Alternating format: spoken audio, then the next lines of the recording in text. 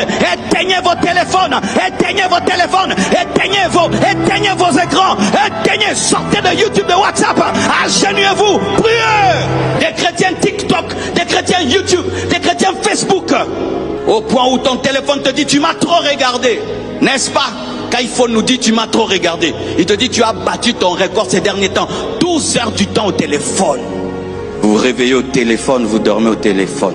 La première chose à faire, téléphone. La dernière chose à faire, téléphone. Le téléphone est devenu l'alpha et l'oméga.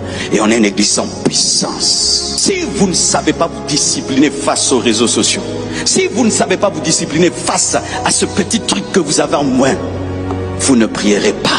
Parce que le téléphone aujourd'hui, c'est devenu la porte du monde. C'est devenu la porte de Satan. Et si tu ne te disciplines pas, tu n'auras pas de vie de prière. Certains sont étonnés. Pasteur, je t'ai écrit, je t'ai pas eu. Tu ne peux pas m'avoir tout le temps? Non, moi je me déconnecte. Moi j'entre en mode avion. Ce n'est pas chaque fois que tu m'appelleras que je te répondrai. Non, non, non. Moi je ne suis pas tout le temps disponible. Je ne suis pas tout le temps disponible. Je ne suis pas tout le temps disponible. Un chrétien n'est pas tout le temps disponible. Il y a un temps, on éteint le téléphone parce que le diable, quand tu entres dans la présence de Dieu et il sent que Dieu va te parler, il va pousser un chrétien charnel à t'appeler. Mais aussi, comment toi tu m'appelles seulement quand j'ai pris? Chaque fois que toi tu m'appelles, je suis en prière.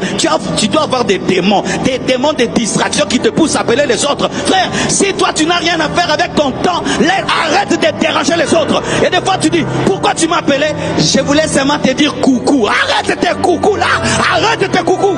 Mais c'est toi qui fais des coucous à 3 heures du matin. Tu ne peux pas faire coucou à Jésus. Coucou Jésus, je suis là.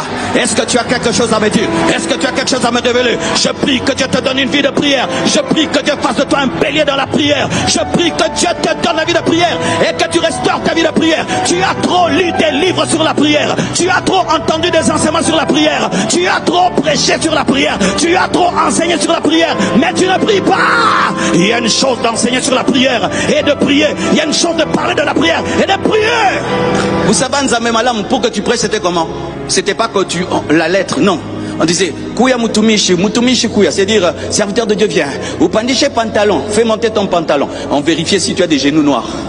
Si tu as des genoux clairs, Ouyu, Ikona, Mamagoti, sa bibi, sa mwanamuke. C'est-à-dire, il a des genoux comme une fille. Ce pasteur a des genoux de fille. Des pasteurs avec des genoux tout blancs comme ça, tout jolis comme ça.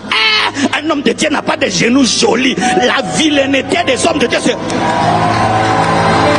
Ramama, si les musulmans ont des taches noires, nous avons des taches noires ici, un ici, l'autre ici, l'autre ici, l'autre ici.